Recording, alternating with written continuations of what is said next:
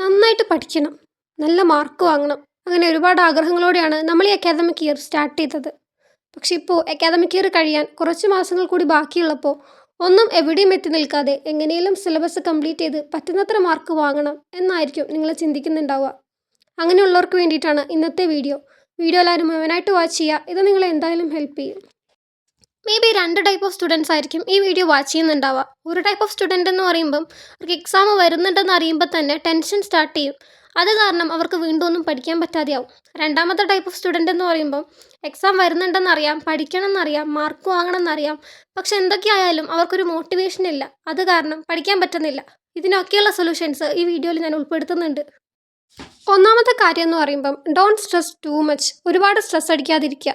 കുറച്ചൊക്കെ ടെൻഷൻ ഉണ്ടെങ്കിൽ നമ്മൾ പഠിക്കാൻ അത് ഹെൽപ്പ് ചെയ്യും. പക്ഷെ നമ്മൾ ഒരുപാട് ടെൻഷൻ അടിച്ച് കഴിഞ്ഞാൽ നമുക്ക് ഒട്ടും പഠിക്കാൻ പറ്റില്ല. നമുക്ക് ഭയങ്കര ടയർഡായ പോലെ ഫീൽ ചെയ്യും. സോ അതുകൊണ്ട് നിങ്ങൾ പരമാവധി സ്ട്രെസ്സ് കുറക്കാൻ ശ്രമിക്കുക. സ്ട്രെസ്സ് കുറക്കുക എന്ന് പറയുന്നത് അത്ര എളുപ്പമായിട്ടുള്ളൊരു കാര്യമല്ല. സോ അതിന് ഞാനൊരു ടിപ്പ് പറഞ്ഞുതരാം. അപ്പം നിങ്ങൾക്ക് ഏറ്റവും കൂടുതൽ സ്ട്രെസ്സ് വരുന്ന ടൈമിൽ എന്തെങ്കിലും ഒരു ഈസി ആയിട്ടുള്ള കാര്യം ചെയ്യാനിരിക്കുക. ഇപ്പോൾ ഒന്നെങ്കിൽ നോട്ട് ചെയ്തലാവാം, അല്ലെങ്കിൽ ഈസി ആയിട്ടുള്ളൊരു ചാപ്റ്റർ പഠിക്കാം, ഈസി ആയിട്ടുള്ളൊരു ടോപ്പിക്ക് പഠിക്കാം. അതും അല്ലെങ്കിൽ നിങ്ങൾ മുന്നേ പഠിച്ചൊരു ചാപ്റ്റർ റിവൈസ് ചെയ്യാം. അങ്ങനെ എന്തെങ്കിലും ഒരു ചെറിയ ടാസ്ക് ചെയ്യുന്ന ടൈമിൽ നമുക്ക് കുറച്ചൊന്ന് റിലാക്സ് ആവും. ഓക്കെ, ഞാൻ പഠിക്കുന്നുണ്ട്, എന്നെക്കൊണ്ട് പറ്റും, അങ്ങനെയൊക്കെ ഒരു തോട്ട് നമ്മുടെ മൈൻഡിൽ വരും. സോ അങ്ങനെ ചിന്തിക്കുമ്പം നമ്മുടെ സ്ട്രെസ് ഒന്ന് കുറഞ്ഞു കിട്ടും. ഈ ഒരു കാര്യം ഒന്ന് ട്രൈ ചെയ്യുക. ഈസി ആയിട്ടുള്ള കാര്യങ്ങൾ പഠിക്കുക എന്ന് പറയുമ്പം നിങ്ങൾക്ക് ഭയങ്കര സ്ട്രെസ്സ് തോന്നുന്ന ടൈമിൽ ഈസി പഠിക്കുക.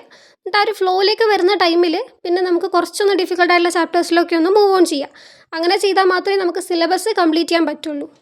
ചില സ്റ്റുഡൻസിൻ്റെ പ്രശ്നം എന്ന് പറയുമ്പം അവർക്ക് ടെൻഷനൊന്നുമില്ല, പക്ഷെ മോട്ടിവേഷൻ ഇല്ല. ആ കാരണം കൊണ്ട് പഠിക്കാൻ പറ്റുന്നില്ല.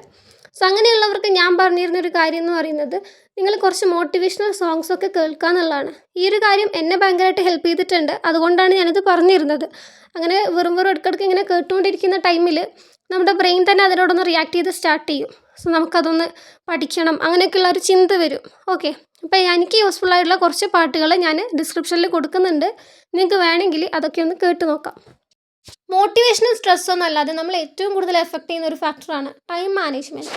ടൈം മാനേജ്മെൻറ്റ് ഇല്ലാത്തത് കൊണ്ട് നമുക്ക് എത്ര നേരം നമ്മൾ പഠിച്ചു എന്ന് പറഞ്ഞാലും അത്രയും ഇൻഫോർമേഷൻസ് നമ്മുടെ ബ്രെയിനിൽ കൊണ്ടുവരാൻ സാധിച്ചിട്ടുണ്ടാവില്ല.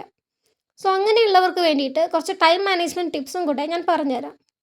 ഒന്നാമത്തെ ടിപ്പ് എന്ന് പറയുന്നത് ഏറ്റവും എനർജറ്റിക് ആയിട്ടുള്ളൊരു ടൈമിൽ പഠിക്കുക എന്നുള്ളതാണ്. ഇപ്പോൾ ചിലവരാണെങ്കിൽ രാവിലെ ആയിരിക്കും നന്നായിട്ട് പഠിക്കാൻ പറ്റുക, ചിലർക്കാണെങ്കിൽ രാത്രി ആയിരിക്കും നന്നായിട്ട് പഠിക്കാൻ പറ്റുക. അപ്പോൾ നിങ്ങളുടെ ടൈമിനനുസരിച്ച് പഠിക്കാം. ഇപ്പോൾ രാവിലെ എണീക്കുന്ന ഒരാളാണെങ്കിൽ നിങ്ങൾക്ക് രാത്രി സ്കൂൾ വിട്ട് വന്നു കഴിഞ്ഞാൽ പെട്ടെന്ന് തന്നെ ഒന്ന് കിടന്നുറങ്ങിയിട്ട് രാവിലെ എണീച്ച് പഠിക്കാം. അതല്ല, നിങ്ങൾ രാത്രി പഠിക്കാനിരിക്കുന്ന സ്റ്റുഡൻ്റ് ആണെങ്കിൽ സ്കൂൾ വിട്ട് വന്നപാട് പഠിക്കാനിരിക്കാതെ വന്ന് കുറച്ച് നേരം ഒന്ന് റിലാക്സ് ചെയ്ത് ഒന്ന് കുളിച്ച് ചായയൊക്കെ കുടിച്ച് അങ്ങനെയൊക്കെ ഒന്ന് റിലാക്സ് ആയതിനു ശേഷം പഠിക്കാനിരിക്കുക. അങ്ങനെയാണെങ്കിൽ നമുക്ക് അത്ര ഒരു ടയർഡ്നെസ് ഉണ്ടാവില്ല, നന്നായിട്ട് പഠിക്കാൻ പറ്റും. അതല്ല, നമ്മൾ വന്നപാട് പഠിക്കാനിരുന്ന് കഴിഞ്ഞാൽ ഭയങ്കര ടയർഡായിരിക്കും. സോ നമ്മൾ എത്ര നേരം പഠിക്കാനിരുന്നു എന്ന് പറഞ്ഞാലും അത്രയും ഇൻഫർമേഷൻസ് നമുക്ക് ബ്രെയിനിൽ കൊണ്ടുവരാൻ സാധിക്കില്ല. സോ അതുകൊണ്ട് ഈ ഒരു കാര്യം ഒന്ന് ശ്രദ്ധിക്കുക. രണ്ടാമത്തെ കാര്യം എന്ന് പറയുന്നത് ക്ലാസ് നന്നായിട്ട് ശ്രദ്ധിക്കുക എന്നുള്ളതാണ്. ക്ലാസ് കാണുമ്പം നമ്മൾ ക്ലാസ് കാണുന്നതിനേക്കാളും നോട്ട് ചെയ്തുന്നതിൽ കാര്യം കൊടുക്കരുത്. ആ ക്ലാസ് വാച്ച് ചെയ്യുന്നതിലായിരിക്കണം നമ്മുടെ ഫുൾ കോൺസെൻട്രേഷനും. അതിപ്പോൾ ഓൺലൈൻ ആണെങ്കിലും ഓഫ്ലൈൻ ആണെങ്കിലും. എന്നിട്ട് ടീച്ചേഴ്സ് തരുന്ന ക്വസ്റ്റ്യൻസൊക്കെ ആ ടൈമിൽ ചെയ്യാം. അതല്ലാതെ നമ്മൾ വെറുതെ ക്ലാസ് ഒക്കെ പറയുന്ന കാര്യങ്ങൾ അപ്പം തന്നെ നോട്ട് ചെയ്താൽ നിന്ന് കഴിഞ്ഞാൽ നമ്മുടെ കോൺസെൻട്രേഷൻ ഫുള്ള് നോട്ട് ചെയ്യുന്നതിലായിരിക്കും. സോ നമുക്ക് ആ ഒരു ക്ലാസ്സിൽ പറയുന്ന കാര്യങ്ങളൊക്കെ മിസ്സാവും. അതുകൊണ്ട് നിങ്ങൾ ക്ലാസ് കേൾക്കുമ്പോൾ അതിൽ ശ്രദ്ധിക്കുക. അതിനുശേഷം നിങ്ങളുടെ ബ്രെയിനിലുള്ള സംഭവങ്ങളൊക്കെ ഒന്ന് എടുത്ത് ഒന്ന് പുറത്തേക്ക് എടുത്തിട്ട് എഴുതുക. അങ്ങനെ എഴുതുമ്പം നിങ്ങൾക്ക് കുറച്ചും കൂടി ഒരു റിവിഷൻ പോലെ ആവും. അതോ നിങ്ങൾ പഠിച്ച കാര്യങ്ങൾ നിങ്ങൾ തന്നെ ആലോചിച്ച് എഴുതുമ്പം അത് കുറച്ചും കൂടി ഒരു ആക്റ്റീവ് റീകോളിംഗ് ഒക്കെ നടക്കും. സോ അതുകൊണ്ട് നല്ലൊരു റിവിഷൻ മെത്തേഡും കൂടിയാണ്. സോ അങ്ങനെ ചെയ്യുകയാണെങ്കിൽ അത് കുറച്ചും കൂടെ ഹെൽപ്ഫുൾ ആയിരിക്കും. അതിപ്പോൾ കൂടുതൽ ടീച്ചേഴ്സും ക്ലാസ്സിൽ പഠിപ്പിക്കുമ്പോൾ തന്നെ നോട്ട് ചെയ്താൽ പറയും. സോ അങ്ങനെയുള്ളപ്പോൾ നിങ്ങൾ നോട്ട് എഴുതുക, പക്ഷെ ക്ലാസ് കേൾക്കുന്നതിലായിരിക്കണം നിങ്ങളുടെ കൂടുതൽ കോൺസെൻട്രേഷനും ഉണ്ടായിരിക്കേണ്ടത്. ഓൺലൈൻ ക്ലാസ് ആണെങ്കിൽ ഞാൻ പറഞ്ഞ കാര്യം കുറച്ചും കൂടി യൂസ്ഫുൾ ആവും. അതായത് നമ്മൾ ക്ലാസ് കേൾക്കുമ്പോൾ തന്നെ നോട്ട് ചെയ്താതെ ഒരു ടോപ്പിക്ക് കഴിഞ്ഞതിന് ശേഷം ആ ടോപ്പിക്കിൽ നമ്മൾ പഠിച്ച കാര്യങ്ങളൊക്കെ ബ്രെയിനിൽ നിന്നൊന്ന് പുറത്തെടുത്ത് ചെയ്താണെങ്കിൽ അത് നല്ലൊരു റിവിഷൻ മെത്തേഡും കൂടിയാണ്. സോ അങ്ങനെ ചെയ്യാം. മൂന്നാമത്തെ കാര്യം എന്ന് പറയുമ്പം don't read text book directly. First തന്നെ നിങ്ങൾ ടെക്സ്റ്റ് ബുക്ക് വായിക്കാതിരിക്കുക. ഒരു കാര്യം പഠിക്കണം എന്നുണ്ടാവുമ്പം ആദ്യം തന്നെ അതിൻ്റെ ക്ലാസ് കേൾക്കുക. അതിപ്പോൾ ഓൺലൈനാണെങ്കിലും ക്ലാസ് അവൈലബിൾ ആണ്, അല്ലെങ്കിൽ നിങ്ങൾക്ക് സ്കൂളിൽ നിന്ന് കേൾക്കുന്ന ക്ലാസ് ആണെങ്കിൽ അതും മതി. ഓക്കെ, നന്നായിട്ട് ക്ലാസ് കേട്ട് ആ ടോപ്പിക്കൊക്കെ മനസ്സിലാക്കി വെക്കുക. അതിനുശേഷം മാത്രം നിങ്ങൾ ടെക്സ്റ്റ് ബുക്ക് തുറന്ന് പഠിക്കുക. അല്ലാതെ നമ്മൾ ഡയറക്റ്റ് ടെക്സ്റ്റ് ബുക്ക് നോക്കി പഠിക്കാനിരുന്ന് കഴിഞ്ഞാൽ നമുക്ക് കാര്യങ്ങൾ പഠിക്കാൻ ഒരുപാട് ടൈം എടുക്കും.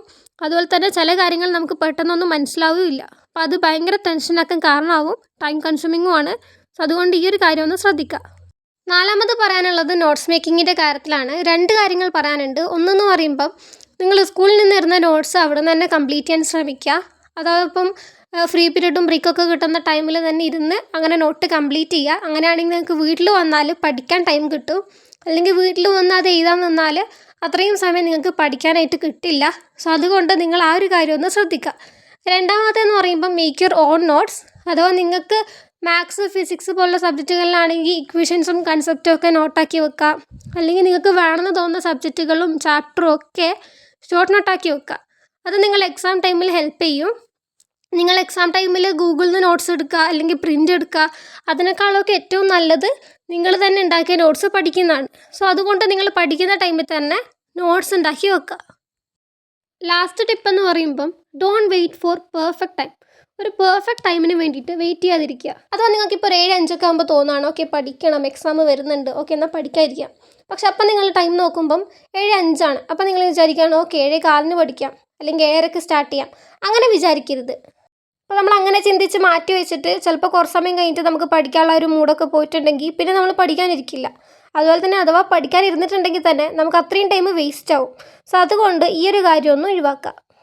അപ്പോൾ ഇത്രയും കാര്യങ്ങളാണ് എനിക്ക് നിങ്ങളോട് പറഞ്ഞു തരാനുള്ളത്. വീഡിയോ ഇഷ്ടപ്പെട്ടിട്ടുണ്ടെങ്കിൽ ലൈക്ക് ചെയ്യുക, മറ്റുള്ളവരിലേക്ക് ഷെയർ ചെയ്യുക. ചാനൽ സബ്സ്ക്രൈബ് ചെയ്യാതെ കാണുന്നവരുണ്ടെങ്കിൽ സബ്സ്ക്രൈബ് ചെയ്യുക. അടുത്തൊരു വീഡിയോയിൽ അടുത്തൊരു ടോപ്പിക്കായിട്ട് കാണാം. താങ്ക്